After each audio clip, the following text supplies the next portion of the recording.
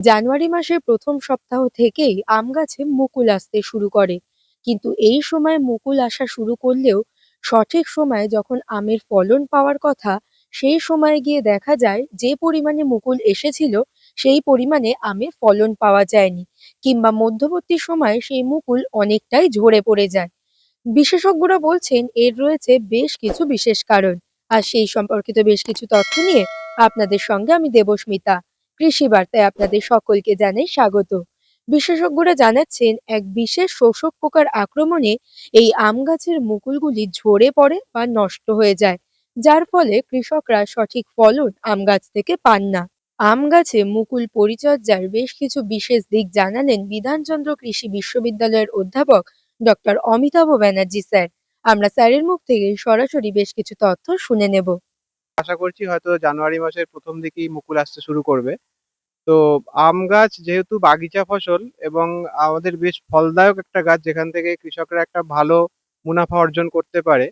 তো সেই জায়গাটা থেকে দাঁড়িয়ে আমরা কিন্তু কিছু সাবধানতা অবশ্যই অবলম্বন করব। আম গাছের ক্ষেত্রে এটা বলতে পারি যে আম গাছে যখন মুকুল আসবে সেই সময় একটা সবথেকে বড় যে কীটশত্রুটা আক্রমণ করে সেটা হচ্ছে আমের শোষক পোকা। কিন্তু আমরা এটা লক্ষণীয় যে এই আমের শোষক পোকা শুধু মুকুল আসার পরে আসে তা নয়, এ কিন্তু আগেও আসে এবং সেটা আমরা গাছের নিচ দিয়ে যখন যাই তখন বুঝতে পারবো তাদের উপস্থিতি। গাছের নিচ দিয়ে হাঁটলেই আমরা দেখবো সেই পোকা কিন্তু উড়ে যাচ্ছে দুটো একটা করে এবং ফটফট করে একটা শব্দ হয়। তো সেখান থেকে আমরা বুঝতে পারবো যে গাছে ইতিমধ্যেই শোষক পোকার আক্রমণ শুরু হয়েছে এবং সেই শোষক পোকার জন্য আমাদের বিশেষ কিছু সাবধানতা অবলম্বন করতে হবে। সাবধানতাটা আমি পরে বলছি, কারণ এটা একবারে বললেই ভালো হবে। তো এই যখন আমের মুকুল এলো এবং তারপরে যদি দেখা যায় যে বেশ কিছুদিন মাঝে মাঝেই কুয়াশাচ্ছন্ন দিন থাকছে, সেই সময়ে সেই যে আবহাওয়াটা থাকবে সেই সময়ে কিন্তু শোষক পোকার সংখ্যাও যেমন বাড়বে, তার সঙ্গে সঙ্গে কিছু ছত্রাকের আক্রমণও বাড়বে, ক্ষতিকর ছত্রাক।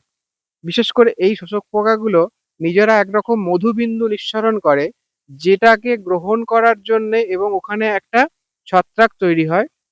এই দুজনের মিলিত যে ক্ষতি, সেখানেই দেখা যায় যে আমরা অনেক ক্ষেত্রেই অনেক মুকুল গাছ থেকে ঝরে যাচ্ছে, সেগুলো কিন্তু ফলে পরিণত হচ্ছে না। তো এই জায়গাটায় আমি যেটা বলবো সেটা হচ্ছে খুব একদম সাধারণ একটা কীটনাশকের কথা বলবো।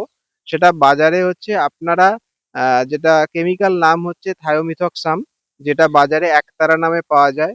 এবং এর যে অল্টারনেট কিছু কীটনাশক আছে, যদি থায়োমিথক্সাম হয় তাহলে ১ লিটার জলে ০.৩ গ্রাম, অর্থাৎ কিনা ১৫ লিটার জলে ম্যাক্সিমাম ৫ গ্রাম এটাকে গুলে আমরা স্প্রে করতে পারি। আর যদি একতারা না পাওয়া যায় সেখানে আমরা দিতে পারি একটা ভালো একটা রাসায়নিক বাজারে আছে, যেটা হচ্ছে আমরা বলি উলালা নামে, এই নামে পাওয়া যাচ্ছে, সেটায় কিন্তু ভালো কাজ করছে। তো সেইটা, অথবা ডায়াফিনথাইরন বলে আরেকটা রাসায়নিক আছে যেটা বাজারে পেগাসাস নামে পাওয়া যায়। তো সেই ক্ষেত্রে তখন তার মাত্রা হবে, পরিমাণ, সেটা হচ্ছে ১ লিটার জলে ০.৫ গ্রাম, অর্থাৎ ১৫ লিটার জলে ৭.৫ গ্রাম।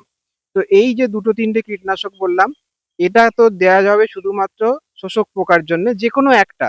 কিন্তু আপনারা মানে এরকম ভাববেন না যে প্রত্যেকটাই দিতে হবে। না, যেকোনো একটা যেটা আপনার কাছে সহজলভ্য হবে সেটা আপনি ব্যবহার করতে পারেন। আর তার সঙ্গে আমি বলব যে এই যে ছত্রাকটার কথা বলছিলাম, সেই ছত্রাকটার জন্যে এইরকম অবস্থায় সবথেকে ভালো এবং সহজলভ্য ছত্রাকনাশক হচ্ছে কার্বেন্ডাজিম, যেটা বাজারে ব্যাবিস্টিন নামে পাওয়া যায়। সেটা ১ লিটার জলে ১ গ্রাম এই পরিমাণে গুলে নিয়ে আমরা স্প্রে করতে পারি। এবং আরো একটা কথা বলে রাখি, যদি দেখা যায় যে আমাদের হাতে কৃষি শ্রমিকের সংখ্যা কম, সেই ক্ষেত্রে আমরা কিন্তু এই দুটো কীটনাশক এবং ছত্রাকনাশক আলাদা আলাদা করে গুলে নিয়ে একসঙ্গেও আমরা স্প্রে করতে পারি। সুতরাং এক্ষেত্রে আমরা লেবারের যে বাবদ যে খরচ, সেখানটাও আমরা সেভ করতে পারবো এবং তার সঙ্গে সঙ্গে আমরা এই যে মুকুলের যে ঝরে পড়া সেই ব্যাপারটা অনেকটা রোধ করতে পারবো। এতক্ষণ যেটা বললাম সেটা হচ্ছে আমাদের এই যে কীটশত্রু, ক্ষতিকর কীটশত্রু এবং ছত্রাকের আক্রমণ থেকে এই অবস্থায় আমরা আম গাছকে কি করে বাঁচাবো, এটা যেমন ঠিক, তার সঙ্গে আরো একটা জিনিসের কথা আমি বলবো যে যেটা আমাদের মাথায় রেখে চলা উচিত। সেটা হচ্ছে যে এই যে দীর্ঘদিন প্রায় ১ মাস ১.৫ মাস ধরুন এখন আবহাওয়া শুকনো চলছে, এখন তো বৃষ্টি নেই। তার ফলে কি হবে, মাটিতে একটা রসের টান তৈরি হচ্ছে এবং এই যে মাটির রসের টান, তার ফলে কি হবে যে দেখা যাবে যে যে সমস্ত মুকুলগুলো ছোট ছোট ধরছে, সেইগুলো দেখবেন গোড়াটা শুকিয়ে আস্তে, আস্তে পড়ে যাচ্ছে জলের পরিমিত আর্দ্রতার অভাবে। তো সেই জায়গাটাকে বজায় রাখার জন্যে অ্যা কোনো রকম কীটনাশক বা ছত্রাকনাশক স্প্রে করার দরকার নেই, অনুখাদ্য স্প্রে করার দরকার নেই। আমরা যেটা সাধারণত বলি সেটা হচ্ছে যখনই আবহাওয়া এরকম গরম হবে তখন আপনারা গাছে শুধু জল স্প্রে করুন এবং সেটা মোটামুটি টেম্পারেচার দেখে বাতাসের যে কিরকম থাকছে সেই অনুযায়ী আমরা চেষ্টা করি যে ১৫ দিন অন্তর যদি গাছকে একবার শুধু জল দিয়ে স্প্রে করা হয় তাহলেও কিন্তু অনেকাংশে উপকার হয় এবং যে মুকুলগুলো ঝরে যাচ্ছিল শুধুমাত্র আর্দ্রতার অভাবে সেই মুকুল ঝরে পড়াটাও অনেকটা রোধ হবে। আর তার সঙ্গে আরো একটা কথা বলব সেটা হচ্ছে আমাদের এই যে আম গাছ বলুন বা অন্যান্য যে ফলের গুলো আছে সেগুলোতে আমরা পরিচর্যা খুব একটা সাধারণত করি না। খুব যত্নবান কৃষক ছাড়া। তারা করেন কিন্তু সবাই আমরা করি না। কারণ এই সমস্ত গাছপালাদেরও নিজস্ব কিছু খাদ্য আছে সেগুলোকে আমাদের যোগান দিতে হবে। সেই যোগান দেওয়ার অভাব হলে কিন্তু একের পর এক গাছটা দুর্বল হতে শুরু করে এবং যে পর্যাপ্ত যে ফল সেখান থেকে আমরা পাবো না। সুতরাং যদিও এখন কিছু করণীয় নেই, এইটার জন্যে আমাদেরকে বর্ষাকালের আগে একবার এবং বর্ষাকালের ঠিক পরে মানে ১ মাসের মধ্যে তখন আমরা দুবার তার জন্যে যে সুপারিশকৃত সার আছে সেইটা আমরা গাছের গোড়ায় ব্যবহার করব। এই মুহূর্তে কিছু করার দরকার নেই। কিন্তু ওটা মাথায় রাখবো যে আমাদেরকে কিন্তু ওই দুবার অন্তত পরিচর্যা সার দিয়ে করতেই হবে যদি আমরা ভবিষ্যতে ভালো ফল পেতে চাই। হ্যাঁ, আরেকটা খুব ভালো জিনিস আমাদের মাথায় রাখতে হবে যে আমের ক্ষেত্রে খুব একটা কমন সমস্যা আছে দেখবেন। আপনারা সবাই জানেন যে ১ বছর খুব বেশি ফল হয়, ১ বছর কম ফল হয়। তো এটা কেন হয়? এটা হচ্ছে যে গাছের যে নিজস্ব জিনগত চরিত্র সেখান থেকেই এটা পরিস্ফুটিত হয় এবং সেখানে দেখা যায় যে ১ বছর অফ ইয়ার, ১ বছর অন ইয়ার। তো গত বছর আমাদের পর্যাপ্ত ফল আম কিন্তু দিয়েছিল। আমরা বেশিরভাগ গাছ থেকেই পেয়েছি। সেই অঙ্ক কষে আমরা বলতে পারবো যে এবছরটায় তুলনায় হয়তো কম ফল হবে অর্থাৎ কিনা অফ ইয়ার। তো এই জায়গায় পরিচর্যাগত যে পার্থক্য কিছু হবে বা আমি স্পেশাল কিছু ট্রিটমেন্ট করলাম তার জন্য বেশি ফল হবে এরকম ভাবার কোনো কারণ নেই। শুধু এইটুকু বলবো যে এবছর যেহেতু অফ ইয়ার অর্থাৎ ফলের সংখ্যা কম হবে তাহলে কৃষক বা ফলের বাগিচা যিনি করছেন তাকে কিন্তু এটা মাথায় রাখতে হবে যে এবছর যদি আমি ৫০ টা আম পেতাম সেই ৫০ টা আমের মধ্যে ৪০ টা আম আমাকে দাঁড় করাতে হবে।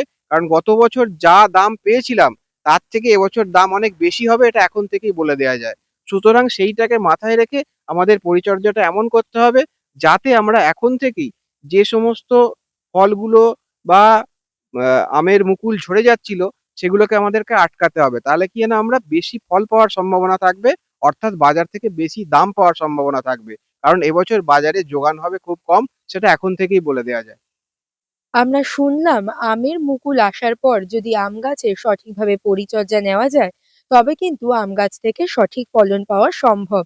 বিভিন্ন রকম শোষক পোকার আক্রমণ এড়াতে পারলে কিন্তু আম গাছে সঠিক পরিমাণে মুকুল বজায় থাকে ফলন পর্যন্ত।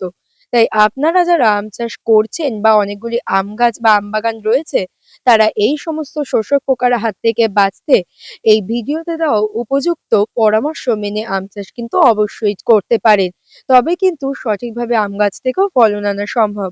এছাড়াও বিভিন্ন প্রয়োজনে আপনারা যোগাযোগ করতে পারেন কৃষি বিজ্ঞান কেন্দ্র, কৃষি বিশ্ববিদ্যালয়, কৃষি দপ্তর এবং উদ্যান পালন দপ্তরে।